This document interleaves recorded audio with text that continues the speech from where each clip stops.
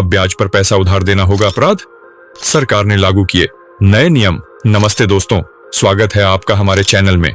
आज हम बात करने वाले हैं एक बहुत ही महत्वपूर्ण टॉपिक पर। क्या ब्याज पर पैसा उधार देना अपराध है? क्या आपने कभी किसी को पैसे उधार दिए हैं? क्या आप जानते हैं कि गलत तरीके से पैसा उधार देना आपके लिए मुसीबत खड़ी कर सकता है? अगर नहीं तो ये वीडियो आपके लिए है।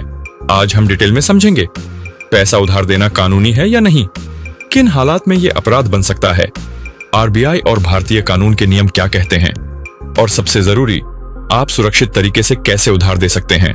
तो बने रहिए हमारे साथ, क्योंकि ये जानकारी आपकी जेब और आपकी सुरक्षा के लिए बेहद जरूरी है। क्या पैसा उधार देना गैर कानूनी है? सबसे पहला सवाल, क्या पैसा उधार देना अपराध है? जवाब है नहीं, बशर्ते कुछ नियम फॉलो किए जाएं। भारतीय कानून के मुताबिक कोई भी व्यक्ति किसी दूसरे को पैसा उधार दे सकता है, लेकिन इसमें दो बातें जरूरी हैं। 1. ब्याज की दर ज्यादा ना हो। 2. लोन देने का तरीका लीगल हो। अगर आप बिना किसी लिखित एग्रीमेंट के ज्यादा ब्याज पर पैसा देते हैं या फिर रेगुलर लोन का बिजनेस करते हैं बिना आरबीआई की परमिशन के, तो ये गैर कानूनी हो सकता है। कब पैसा उधार देना अपराध बन जाता है? अब सवाल आता है, किन हालात में पैसा उधार देना अपराध माना जाता है? अगर आप आरबीआई की अनुमति के बिना लोन का बिजनेस करते हैं, मतलब अगर आप बार बार लोगों को पैसे उधार देकर ब्याज कमाते हैं, तो ये अनऑथराइज्ड लेंडिंग माना जाता है। आरबीआई के नियमों के मुताबिक सिर्फ बैंक या registered NBFC, non banking financial company ही लोन दे सकती है।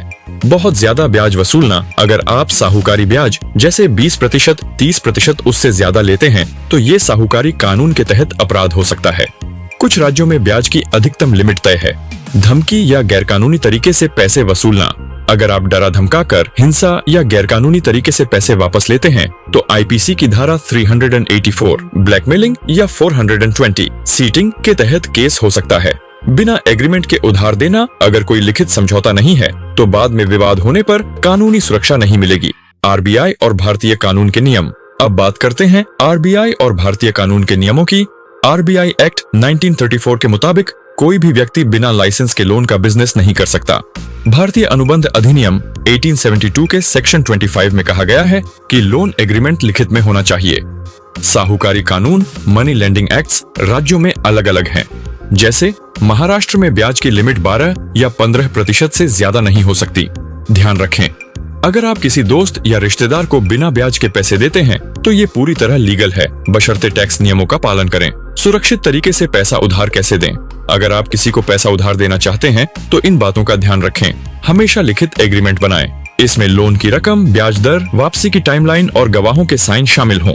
ब्याज दर रीजनेबल रखें। आरबीआई द्वारा तय बैंक लोन की ब्याज दर जैसे 8 से 12% के आसपास रखें। डिजिटल पेमेंट का उपयोग करें। कैश के बजाय यूपीआई, बैंक ट्रांसफर या चेक से पैसे ट्रांसफर करें ताकि रिकॉर्ड रहे। अगर बड़ी रकम है तो लीगल एडवाइस लें। कोई भी बड़ा लोन देने से पहले वकील या फाइनेंशियल एडवाइजर से सलाह लें। टैक्स नियमों का पालन करें। अगर आप ब्याज कमाते हैं तो इनकम टैक्स एक्ट के तहत उसे इनकम फ्रॉम अदर सोर्सेज में डिक्लेयर करना होगा। क्या हो अगर कोई पैसा वापस न दे? अगर कोई व्यक्ति आपका पैसा वापस नहीं करता, तो आप क्या कर सकते हैं? पहले शांतिपूर्ण तरीके से समझाएं, रिमाइंडर भेजें या बातचीत करें। लिखित नोटिस भेजें। वकील के जरिए लीगल नोटिस दें। सिविल कोर्ट में केस दर्ज करें। मनी रिकवरी सूट धारा 34 सीपीसी के तहत केस कर सकते हैं। पुलिस में शिकायत, अगर धोखाधड़ी या चेक बाउंस हुआ है, तो आईपीसी की धारा 138 चेकडिशनर या 420 सीटिंग के तहत केस करें। याद रखें, कभी भी खुद से गैरकानूनी तरीके जैसे धमकी या हिंसा से पैसे वसूलने की कोशिश न करें, नहीं तो आप पर भी केस हो सकता है। तो दोस्तों, आज हमने सीखा कि पैसा उधार देना अपराध नहीं है, बशर्ते आप कानूनी नियमों का पालन करें। अगर आप किसी को पैसे दे रहे हैं, तो हमेशा सावधानी बरतें और लिखित एग्रीमेंट जरूर बनाएं।